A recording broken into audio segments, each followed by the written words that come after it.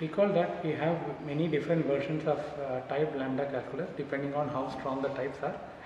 We look at the very basic case where we have monomorphic types and function types. So let's start by defining what are the types of the language.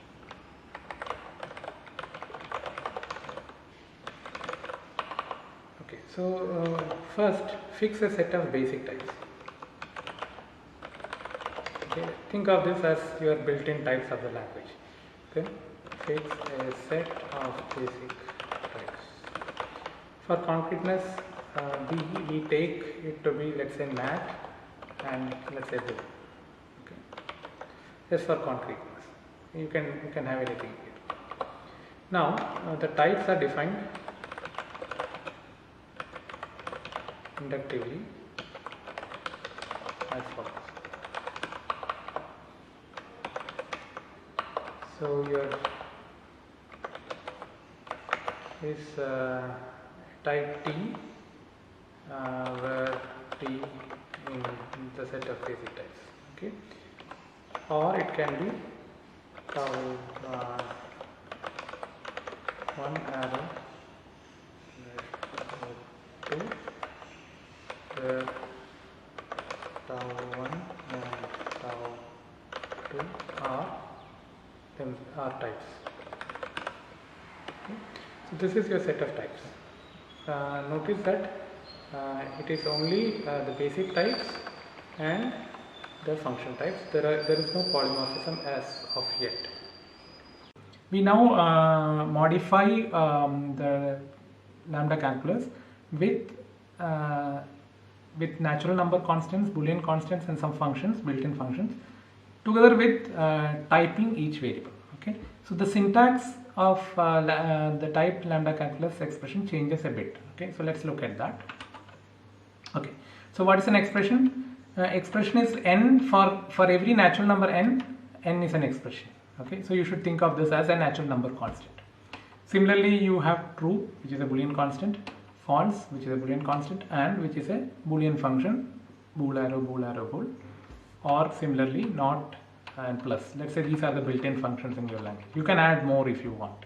Okay, but the rest of the core is the same. That you have a variable. Okay, a variable is an expression applied on another expression is an expression, and lambda variable dot expression is also an expression. Except that now whenever you do a lambda variable dot expression, you have to specify what the variable's type is by putting this colon tau. Okay, so you have to say this. Okay, so this is how we change the lambda calculus to incorporate the natural numbers and the booleans and also any of these types that we have seen. Having defined the calculus, let's define the typing rules of the language.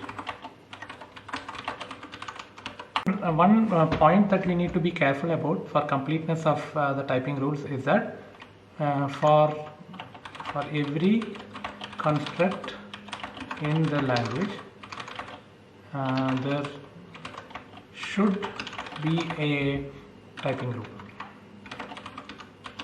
What does that mean? It means that for example, if you take the so your expression is either nat, true, false, and or not plus variable expression lambda term, right? So let's take for example lambda term. Okay, so there should be a rule which there might be some preconditions, but the last thing should look like something like this. For example,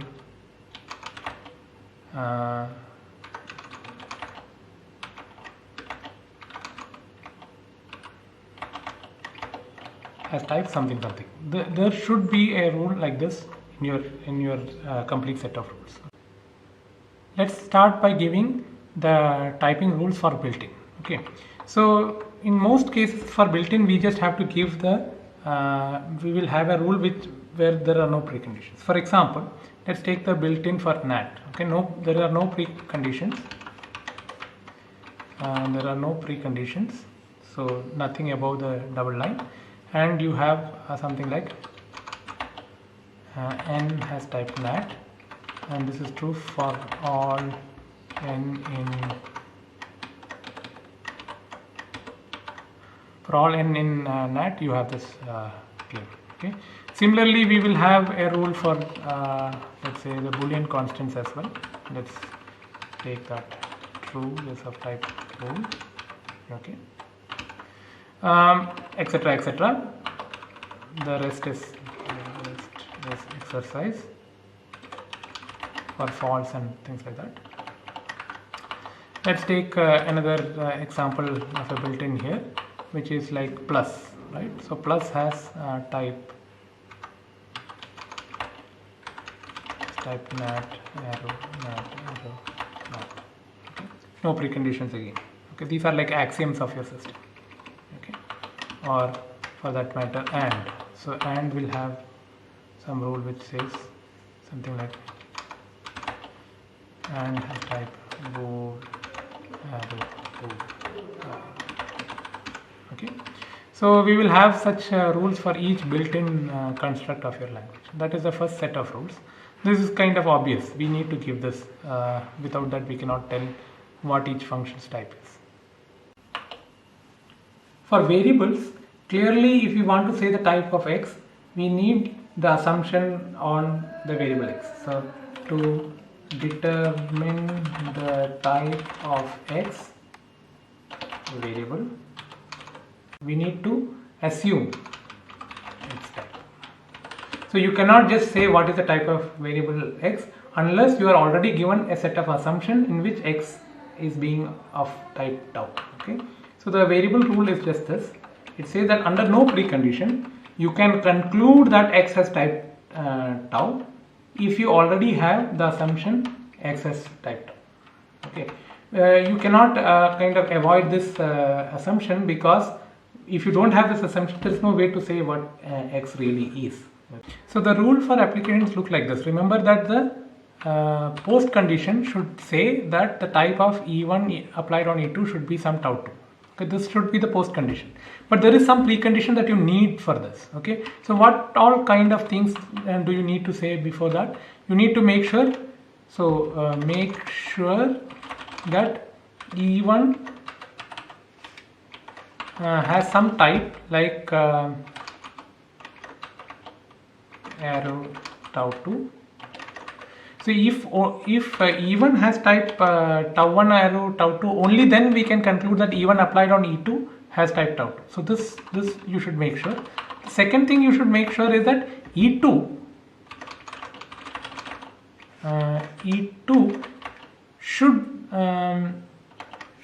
should have type tau 1. Why is that? Because you look at this E1, it is some function from tau 1 to tau 2, and you are applying it on E2, so it better be the case that E2 have type tau 1. Okay, otherwise you should not, your typing rule should not allow such applications. So the preconditions we have in this case is two preconditions. With gamma, you should be able to show that E1 has type tau 1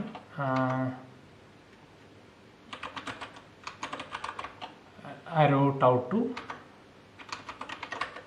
Okay, and with the same set of assumptions, we should be able to prove E2 has type 1. Okay, so the first one is forced because the result is of type tau 2. Okay, because the result is of type tau 2, E1's range better be tau 2. So it should be something like tau 1 arrow tau 2 for some tau 1. Okay, but since we have fixed the domain's range tau 1, E2 better be of type tau 1. Otherwise you cannot apply E1 on E2. Okay, these two things we have to incorporate in our rule for application. As a final construct, we need a rule for functional abstraction, and the functional abstraction rule looks like this.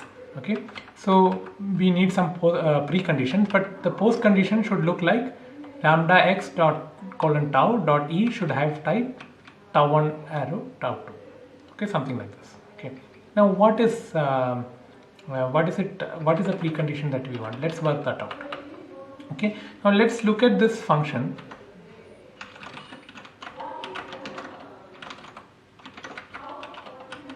this function is that function that takes x of type tau 1 and gives out e, okay, of type tau 2. Yeah, that's what it is. Okay, so the precondition for this should assert the type e has type tau 2 given that x has type tau.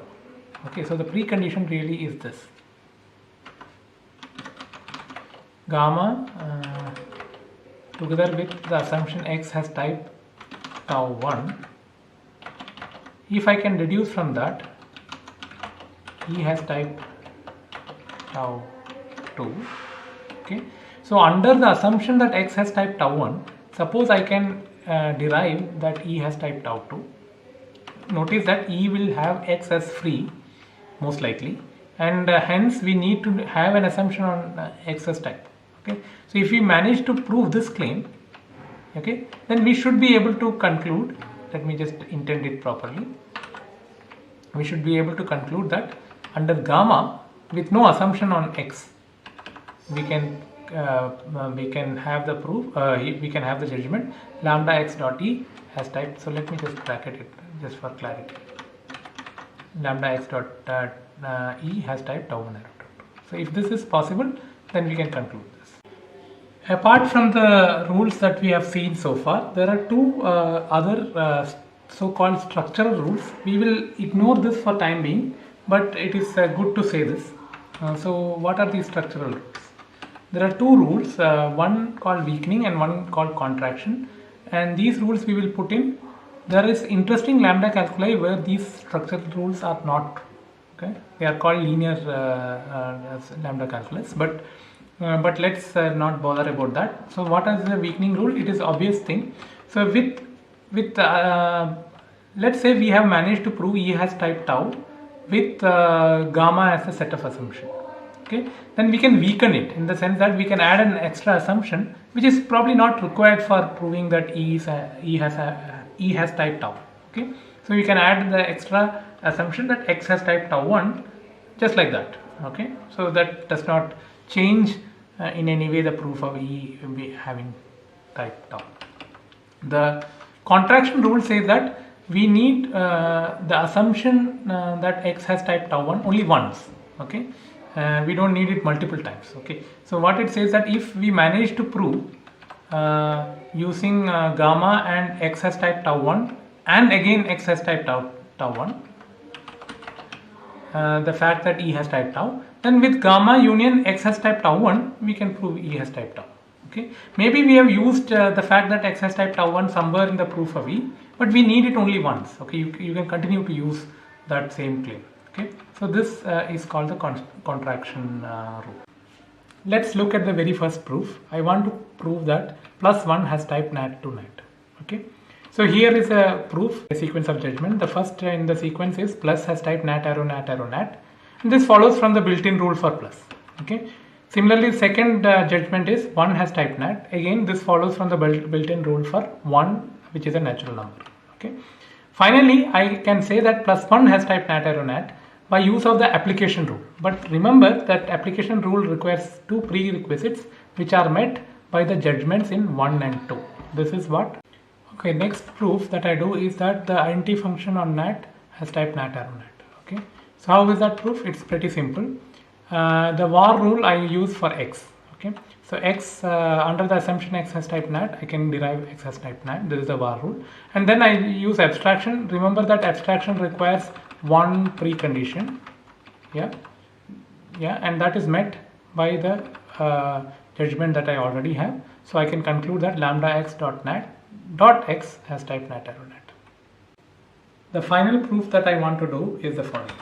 I want to prove that lambda x dot lambda y dot x has type nat arrow bool arrow nat. Okay, and the proof again is simple. I start with the assumption that x has type nat, and then I can make the judgment that x has type nat. And this is a var rule, as we have seen. I use a weakening to add to this an additional constraint, that additional assumption that y has type bool, followed by two use of abstractions. So the first use of abstraction abstracts over the variable y, and the next use of abstraction abstracts over the variable x.